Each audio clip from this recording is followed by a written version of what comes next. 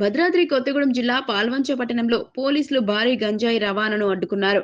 నిన్న సాయంత్రం సుమారు 6:30 సమయంలో పాల్వంచ బస్టాండ్ పరిసరాల్లో అనుమానాస్పదంగా చేతుల్లో బ్యాగులు పట్టుకొని ఉన్న 5గురు వ్యక్తులను పోలీసులు సోదా చేశారు.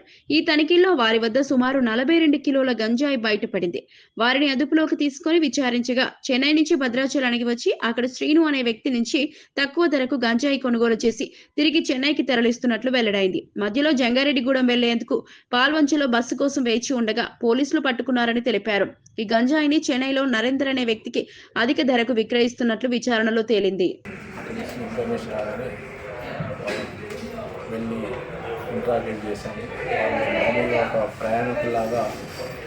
బ్యాగ్స్ క్యారీ చేస్తుంది. ఆ బ్యాగ్స్ విప్పి చూస్తే దాని వాటిలో 40 kg గాంజా ఉన్నట్టుగా కనుకోబడ్డది. అదేవిధంగా వాళ్ళ పేర్లు ఝాన్సీ అయ్యప్పన్, ధనలక్ష్మి సురేష్, వనిత గణేష్, వలియమ్మ షణ్ముగం, శ్రీనివాసన్, మణికంఠం. వీళ్ళు 5గురు అందరూ కూడా తమిళనాడులో చెన్నైకి సంబంధించిన వాళ్ళు.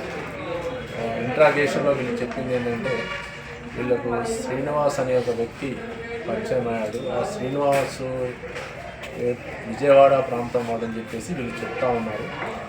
అతను వీళ్ళని భద్రాచలం నుంచి చింతూరు రోడ్డు అంటే లక్ష్మీపురం ఏరియాలో వాళ్ళకు ఈ 42 kg గాంజా అతను ఇవ్వడం జరిగింది. వాళ్ళు ఫస్ట్ వెహికల్ తీసుకొని వచ్చేసి అంటే అక్కడ ఉన్నటువంటి ఆటో తీసుకొని వచ్చేసి బస్ స్టాండ్కి పంపించేసి ఇటు చెన్నై వెళ్ళడం కోసం అని చెప్పేసి భద్రాచలంలో బస్సు ఎక్కారు. బస్ ఎక్కి ఇక్కడ బస్ స్టాండ్లో ఉండగా మాకు ఇన్ఫర్మేషన్ వచ్చి చెక్ చేస్తే జరిగింది.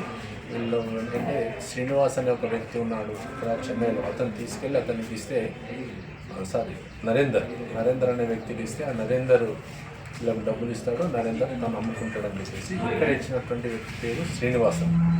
దీంట్లో ఈ ఝాన్సీ అయ్యప్పను, ధనలక్ష్మి వీళ్ళిద్దరు కూడా తల్లి కూతురు. మిగతా వాళ్ళు కూడా వీళ్ళకు బంధువులు అవుతారు. వీళ్ళందరూ కలిసి డబ్బులు సంపాదించాలన్న ఒక దురుద్దేశంతో ఈ గాంజా తీసుకెళ్ళి అన్నీ డబ్బులు పొందాలని చూస్తూ ఉంటారు.